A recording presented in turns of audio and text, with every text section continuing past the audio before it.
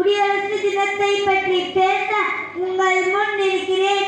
ஜாதி மதம் இனம் மொழி கடந்து வேற்றுமையில் ஒற்றுமை கண்டு தலைவர்களின் தியாகம் கலந்து விடுதலை பெற்றது நம் தாய்நாடு. வீரம் போற்றும் பாரத நாடு குடியரசாக மாறிய நன்னாள் இன்று. ஆம், இன்று ஜனவரி 26 நம் 76வது குடியரசு தினத்தை கொண்டாடுகிறோம். 1950ஆம் ஆண்டு ஜனவரி 26ஆம் நாள் என்றுதான் நமது பாரதம் குடியரசு நாடாகியது. குடியரசு என்றால் மக்களாட்சி என்று பொருள்படுகின்றது.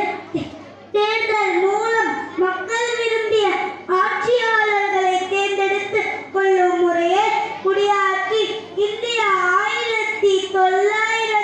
1947ஆம் ஆண்டு விடுதலையடைந்த பிறகு நாட்டிற்கான அரசியலமைப்பு சட்டத்தை உருவாக்கும் பணி இந்தியாவின் முதல் பிரதமர் ஜவஹர்லால் நேரு அவர்கள் டாக்டர் அம்பேத்கர் அவர்களிடம் ஒப்படைத்தார். இதன் அடிப்படையில் இந்தியாவின் அரசியலமைப்பு சட்டம் உருவாக்கப்பட்டது. இந்த அரசியலமைப்பு சட்டத்தை உருவாக்குவதற்கு 2 வருடம் 11 மாதம் 18 நாட்கள் எடுத்துக் கொள்ளப்பட்டது. இச்சட்டத்தில் அனைவருக்கும் பேச்சுரிமை, எழுத்துரிமை, வாக்குரிமை ஆகியவை வழங்கப்பட்டன. மேலும் அனைத்து துறைகளுக்கும் சட்டங்கள் இயற்றப்பட்டன.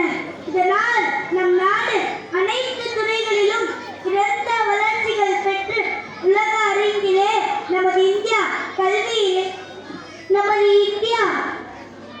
இந்தியா இந்த அரசியலமைப்பு சட்டத்தை நாம் மதித்து போற்றி பாதுகாக்க வேண்டும்.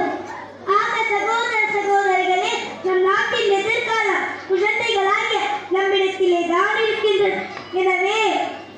எனவே நம் சிறந்த முறையில் கல்வி கற்று பட்டங்கள் சில பேர் சட்ட வல்லுநர்களாகவும் சிறந்த கல்வியாளர்களாகவும் மருத்துவர்களாகவும் பொறியியல் வல்லுநர்களாகவும் பேராசிரியர்களாகவும் பதவிகள் வகித்து நாட்டை மேலும் முன்னேற்றம் அடைய செய்து உலக அரங்கிலே நமது இந்தியா